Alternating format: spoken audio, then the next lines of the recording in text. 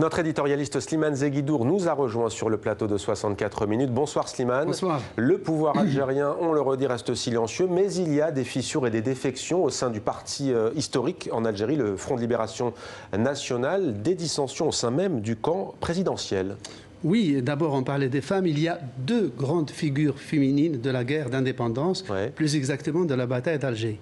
Jamila Bouhirad et Zohra Drif qui viennent d'annoncer leur soutien aux protestations populaires et leur opposition au 5e mandat. Jamila Bouhirad était une des héroïnes de la bataille d'Alger, dont le procès à l'époque avait eu un retentissement mondial et qui a fini par épouser son avocat français, un certain Jacques Vergès.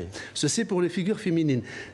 À l'intérieur des organisations de masse, qui sont un peu la grosse artillerie militante que le FLN a toujours mis en avant, il y a deux grandes organisations dans lesquelles se manifestent de véritables craquements pratiquement sans précédent.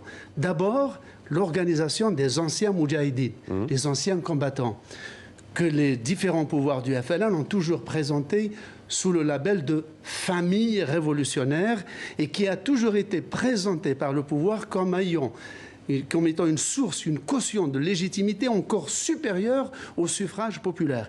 Eh bien, cette organisation vient d'annoncer son soutien aux marches populaire contre le 5e mandat, mais aussi le syndicat UGTA, l'Union Générale des Travailleurs Algériens, créé pendant la guerre d'indépendance, pilier ouvrier du FLN, elle aussi des bureaux locaux de l'Est, de l'Ouest et du Sud du pays, proclament leur opposition à leur direction nationale qui, elle, soutient inconditionnellement le 5e mandat et donc descendent dans la rue, ces bureaux locaux, pour soutenir la marche contre le 5e mandat. Merci beaucoup Slimane pour ce décryptage.